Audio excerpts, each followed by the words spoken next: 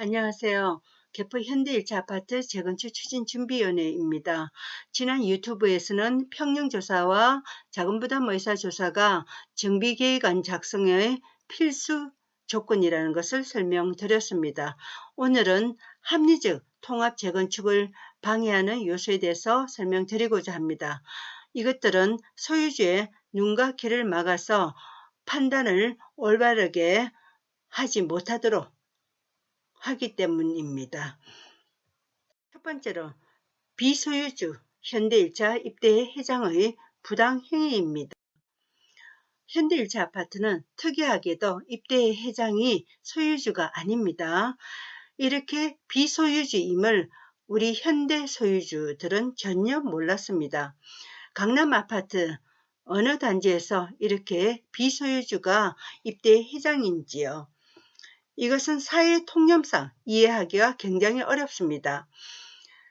이 입대 회장은 단독으로 출마를 했습니다. 그리고 자칭 통추위는 작년 5월에 갑자기 입대 회장의 선거를 직선제로 추정을 하였습니다. 그리고 알아보니 통추위 현대위원장과 입대 회장은 같은 동 같은 라인의 아랫집 윗집에 살고 있었습니다. 즉 이들은 서로 잘 알고 있었다고 생각할 수밖에 없습니다. 즉 통치위가 이렇게 직선제를 주장한 것은 비소유주인 사람이 입대의 회장이 되도록 지원한 것이 아닌가, 이렇게 의심될 수밖에 없습니다.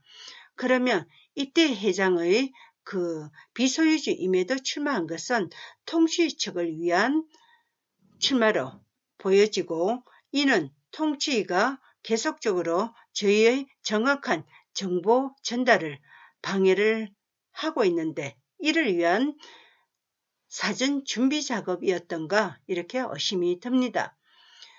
이렇게 입대 회장이 본인이 비소유주임을 전혀 밝히지 않고 단독 출마한 것은 양심의 문제로 보여집니다. 그래서 입대 회장의 행위를 살펴보니 소유주의 눈과 귀를 막는 행위를 많이 하고 있었습니다. 그를 통해서 통합 재건축을 위한 올바른 정보 전달을 막고 동대표와 소유주의 개인정보 침해를 방조를 하고 있었습니다. 그리고 자칭 통추위의 거짓 정보에 소유주가 선동되도록 방조하고 있었고, 현대단지의 관리 업무를 방해하고 있었습니다. 이러한 행위들을 통해서 단지 내 소유주의 갈등 조정과 권익을 보호하라는 본연의 입대 회장의 직무를 유기하는 소지를 보였습니다. 그리고 관리 주체인 관리소장의 직무를 침해하는 직권남용의 소지까지 보였습니다. 입대 회장의 이러한 부당행위를 구체적으로 보겠습니다. 첫 번째가 현대일차 추진준비위원회에 대한 편파적 방해행위입니다. 작년 7월 23일 재건축 안내 편지를 보내고자 관리소에 소유주 연락처를 신청하였습니다. 관리소장은 한 달 전에 입대 회장이 통추위 측에는 주도록 허용하였기 때문에 당연히 저희에게도 허용한다고 생각하고 저희에게 소유주 연락처를 주었습니다. 그러나 입대 회장은 결제도 하지 않고 시간을 질질 끌고 나중 10일쯤 지난 다음에 카톡으로 관리소장에게 거절을 알렸습니다. 이유도 없습니다. 이 거절을 입대회에게도 알리지 않았습니다. 그리하여 통추위 측은 이러한 입대 회장의 미결제를 이유로 관리소장, 현대일차 추진준비위원회 총무 등을 고소를 했습니다. 다시 말하자면 입대 회장은 이러한 고소를 방조하였죠. 그러나 이러한 사항들은 불기소 무혐의 처리되었습니다. 왜냐하면 잘못된 고소이었기 때문입니다.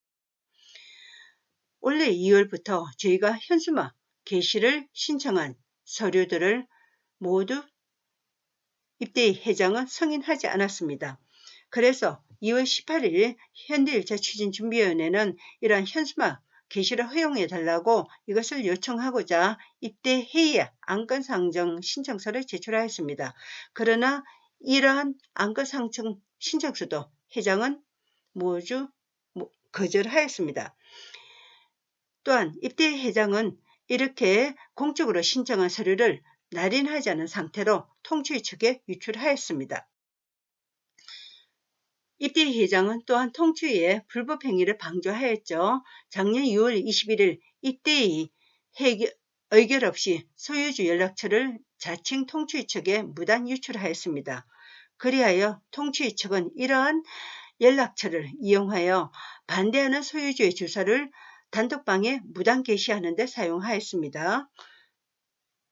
동의서를 제출하지 않는 동대표 명단을 게시하였습니다. 그래서 동의서 제출을 지속적으로 압박하는 데 이용하였죠. 그리고 동의서를 반대하는 현대일차 추진위 임원들에게 항의 문자를 보내는 데 이용하였습니다. 이러한 행위들은 개인정보보호법을 위반하였을 뿐 아니라 정보통신법을 위반의 소지가 높습니다. 그리고 입대 회장은 통추위에 부당한 현수막 게시를 방조하였습니다. 작년 11월 19일 자칭 통추위 측은 가짜 동의율이 기재된 현수막을 게시하겠다고 신청하였습니다. 이것을 입대 회장은 허용하였습니다. 그리고 올해 2월 6일 현대 1차 추진준비위원회의 설명회를 훼손하는 그러한 내용의 통추위 현수막을 허용하였습니다. 이렇게 통추위가 가짜 정보를 기재한 현수막이 걸리도록 그렇게 해서 소유주들이 선동되도록 방조한 거고 현대 1차 추진위의 올바른 정보 전달을 방해하였습니다. 2월 24일 입대의 회의에 방청권 없는 전 모 씨가 무단 침입하도록 입대 회장은 방조하였습니다. 입대 회장이면 회의가 잘 진행되도록 해야 되는데 방청권 없는 전 모 씨가 들어오면 빨리 나가도록 요청해야 되는데 하지 않았습니다. 입대의 대표들이 규칙에 어긋난다고 항의를 하자 그때서야 나가도록 조처하였습니다. 그리고 이 전모 씨는 나가기 전에 입대의 대표들 인물사진을 촬영하였습니다. 그리고 단톡에 올렸죠. 이러한 인물사진 촬영을 고의적으로 입대 회장이 방조한 것 아닌지 의혹이 듭니다. 3월 초에 통추위가 신청한 허위 주민폭행사건 게시물을 허용하였습니다. 주민폭행 사건이 일어났다면 이것이 사실인지 아닌지 검토를 하고 사실 여부를 확인하고 게시를 허용할 수 있겠죠. 그렇지만 입대 회장은 전혀 살펴보지 않고 통추위가 신청했기 때문에 허용한 것입니다. 그리고 소유주 비용을 무단 사용하겠다고 예고하였습니다. 작년 11월 25일 입대 회의에 현대 1차 추진준비위원회 총무가 참석해서 단체톡에 개인정보가 유출된 것을 항의하였습니다. 그런데 입대 회장은 사과하기는커녕 고소하라, 고소하면 입주민 비용으로 전문 변호사를 사서 대응하겠다고 위협하였습니다. 즉 본인의 개인정보 보호 위반 행위를 방어하기 위해서 공적인 소유주 입주민 돈을 사용하겠다는 것입니다. 2월 11일 관리소장은 현대단지 내 미관이 너무 나쁘니 현수막 전체를 제거하고자 양단체에 통보를 했습니다. 통추위와 현대추진준비위원회에 통보를 하였죠. 그러나 통추위 측의 요청으로서 입대 회장은 통추위가 걸고 있는 현수막 일부는 제거하지 못하도록 관리소장을 통지하였습니다. 그래서 지금 서류로 신청한 적도 없는 현수막이 현대단지 내에 게시되어 있습니다. 즉 현대단지를 깨끗하게 미관상 좋게 관리하고자 하는 관리소장의 권한을 침범한 것입니다.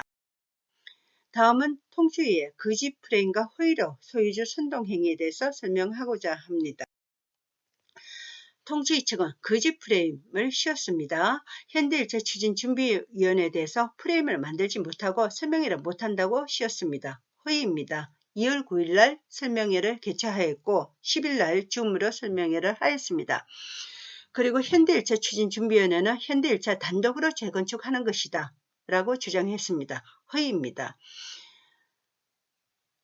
현 통치위는 이것에 대해서 핑계로서 현대일체만 싸우고 있다. 다른 단지는 조용하다. 그러니 현대일체 추진준비위원회는 단독 재건축을 원한다. 이렇게 주장했습니다. 그러나 다른 단지를 잠깐 제가 살펴보겠습니다. 경남은 관리설고가 입주민이 하는 직접 관리가 아닙니다.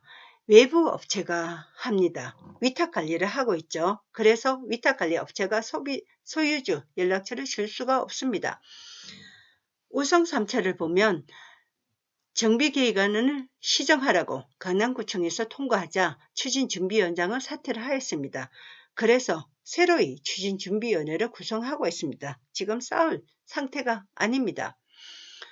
그리고 통치위는 동의서를 안 내면 조합원 분양이 안 된다고 사진과 글을 썼습니다. 정비계획안의 동의서는 조합원 자격하고 아무런 상관이 없습니다. 허위입니다. 정비계획에 문제 제기를 하는 소유주에게 공개망신을 주고 이를 통해서 타 소유들의 반대를 원천 차단하고 있습니다. 작년 11월 18일 통치 설명회에 소유주가 참석해서 문제 제기를 했습니다. 그러니 이 소유주의 사진을 단체톡에 올리고 외부인으로 거짓 호도하였습니다. 무서워서 어디 단톡에 글을 소유주들이 쓸 수가 있겠습니까? 반대는 하기가 너무나 어렵습니다. 다음은 허위사실로 현대의 대형 평형 부족을 속이고 있습니다. 30% 면적은 증가가 가능하고 그래서 기존 대형 평형은 나중에 충족이 가능하다. 이렇게 허위로 대형 평형 부족을 속이고 있습니다. 통치위에 잘못 신청된 지금 대형 평형 미충족 정비계획안이 고시가 된다면 도정법에 따라서 그대로 건설해야 합니다. 만약에 이것이 문제여서 변경하고자 하면은 서울시 조례 제10조 1랑 8호에 따라서 경미한 변경으로서 세대수 10% 감소하여 일부 대형 면적을 수를 증가할 수가 있습니다. 그러나 현재와 같이 기존 많은 대형 면적을 충족하기는 불가능합니다. 이것은 도계의 심의를 통과해야 합니다. 소유주 여러분께서도 아시다시피 행정권자나 도계의 등은 작은 평형을 늘리는 것은 좋아하지만 작은 평형을 많이 줄여서 대형 평형을 많이 늘리기는 굉장히 어렵습니다. 통치위 측은 또한 소유주의 대형 평형 선택을 방해합니다. 기존 대형 평형 충족은 부담 비용이 많고 오래 걸린다고 소유주들에게 얘기하고 있습니다. 그러면 부담 비용 증가 요인들을 잠깐 보겠습니다.